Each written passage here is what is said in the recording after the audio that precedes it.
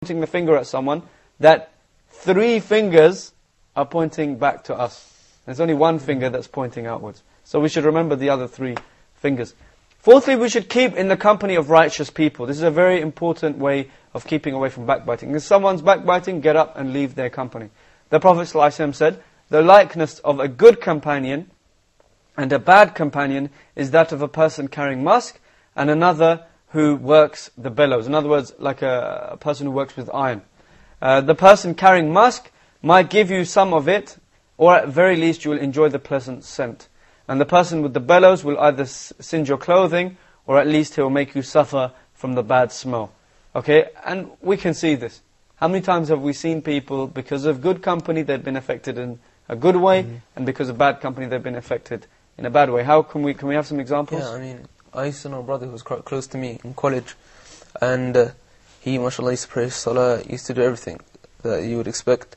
And slowly, bit by bit, he started speaking a lot to some of the people who, you know, are not even Muslim. He started speaking little by little.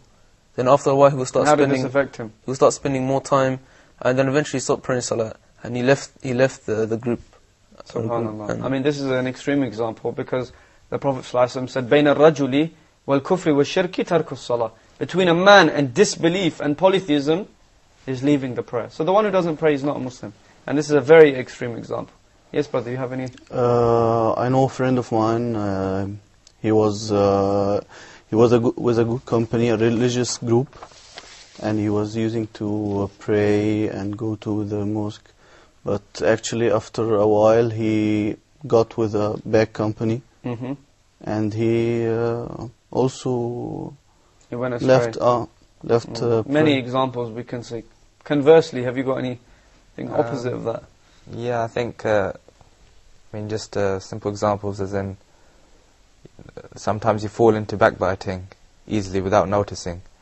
But then if you decide to hang around with people who are very conscious of that, then every time you fall into it, they remind you, exactly, don't backbite, don't backbite.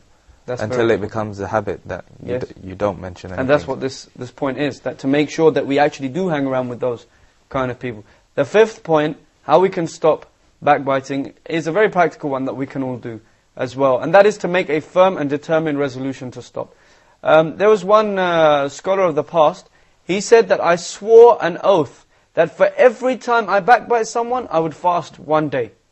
I would fast 1 day. And this became so difficult for me, this wore me out. Since I would backbite and then I'd end up fasting, then I resolved that for every time I backbite someone, I would spend 1 silver coin, 1 dinar in charity.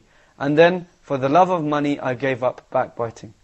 And I'm sure we can all have some general advice about how we can, stop doing any kind of sin, in fact, by resolving to do certain actions.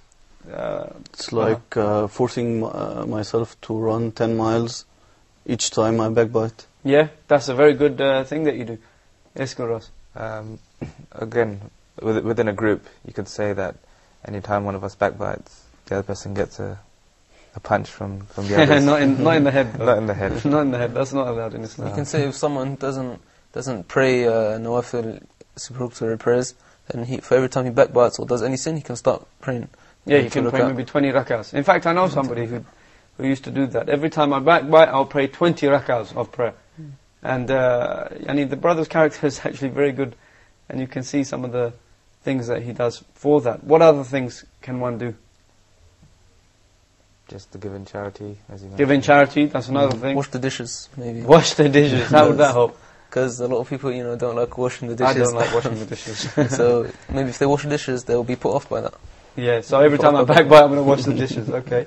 Taking a shower with a cold water. Cold water shower. I mean, there's plenty of examples, and I'm sure the viewers can think of some more, inshallah. With this, we'll end today's episode, and in the next episode, we'll talk about some of the different times that we are allowed to backbite. And I'm sure this is quite an interesting topic, inshallah. We'll see you next time. Assalamu alaikum wa rahmatullahi wa barakatuh.